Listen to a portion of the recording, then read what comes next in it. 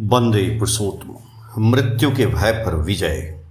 सन 1925 साल में हिमायतपुर ग्राम पावना जिला की घटना है। हिमायतपुर ग्राम के चारों तरफ गरीबी छाई हुई थी।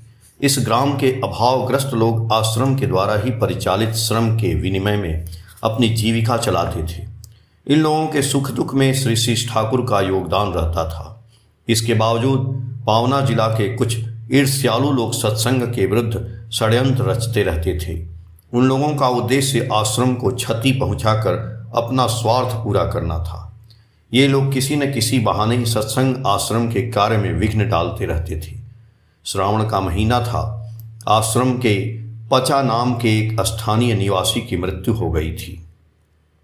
नफर घोषदा ने कुछ लोगों को साथ लेकर सवदाह करने के लिए ग्राम के शमशान पर ले गए। यह शमशान पावना ग्राम के पूर्व की तरह आश्रम से थोड़ी दूर पर था। पद्मा नदी के बांध के ऊपर से शमशान दिखता था।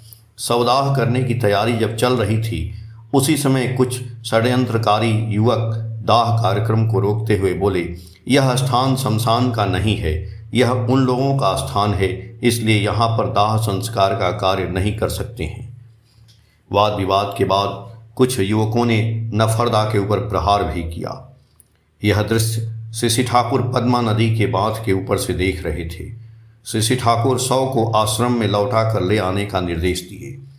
सभी लोग शव को लेकर आश्रम में लौट आए। यह विवाद यहाँ पर ही समाप्त हो जाना चाहिए था, लेकिन कुछ शरारती युवकों ने इस घटना को एक सांप्रदायिक विवाद का रूप देकर पावना शहर के माहौल को आतंकित कर दिया था। आश्रम में चारों तरफ अफरा तफरी का माहौल हो गया था। आश्रम की माताएं एवं बच्चे काफ़ी आतंकित हो गए थे। आश्रम के निवासी अनंत महाराज, गोसाईदा, किशोरी मोहनदा, अन्यान्य सभी ने मिलकर लाठी, भाला, कुदाल आदि आत्मरक्षा की सामग्री इकट्ठा कर रखने लगे। शीश ठाकुर इधर संपूर्ण तरह से स्वयं को एकांतीय भाव गंभीर होकर मौन थे। उनके नज़दीक कोई जाने का हिम्मत नहीं कर पा रहा था। सारा दिन वे कभी जननी देवी के बरामदे में तो कभी पद्मा नदी के बांध पर जाकर शमशान भूमि पर की गतिविधियों की परिदर्शन कर रहे थे।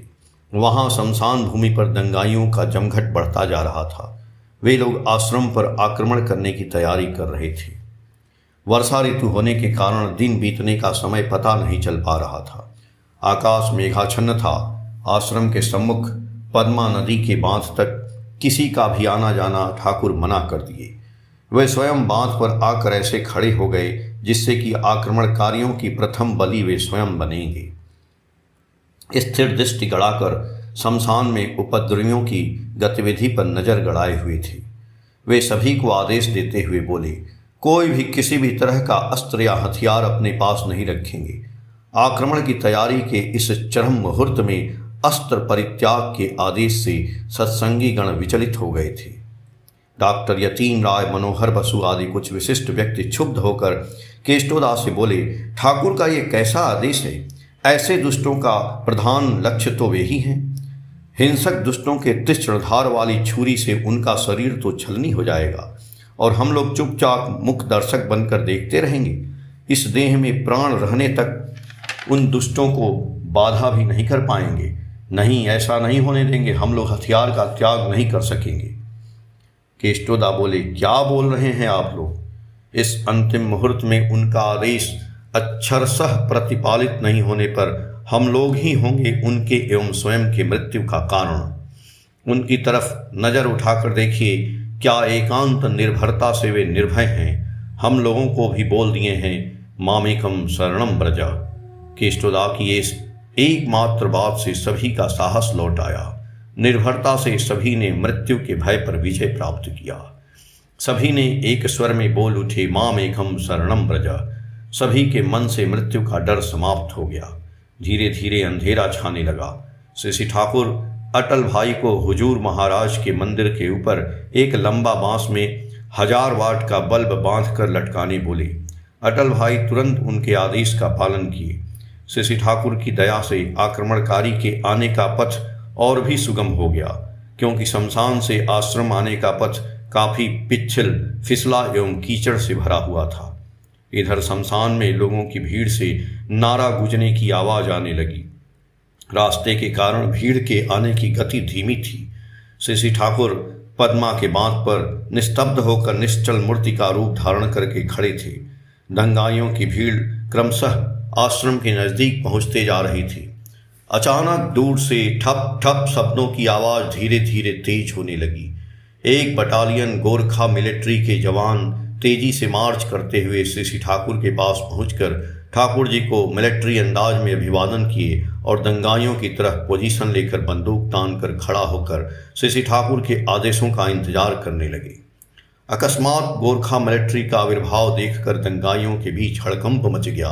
सभी मिलिट्री बोलकर इधर उधर भागने लगे। जो लोग प्राण के लिए आ रहे थे वे सभी अब अपनी प्राण की रक्षा के लिए भागने लगे। कुछ ही क्षणों में पूरा भीड़ जादू की तरह गायब हो गया। मिलिट्री का दल पूरे आश्रम का निरीक्षण करके श्री ठाकुर को अभिवादन करके चला गया। आश्रम वासियों की उत्कंठा से अवसन्न मन को इतने देर बाद प्रशांति का स्वच्छादन मिला। सभी के चेहरे पर आनंद की लहर दौड़ गई। लेकिन अचानक इस मिलिट्री के दल का आविर्भाव एवं अंतर्ध्यान का प्रश्न सभी के मन में जागृत हो गया। जब यह सवाल श्री ठाकुर से पूछा गया तो ठाकुर बोले, क्या पता कहाँ से वे लोग आ गए। प्रश्न का जवाब फिर कभी नहीं मिल पाया। जय गुरु।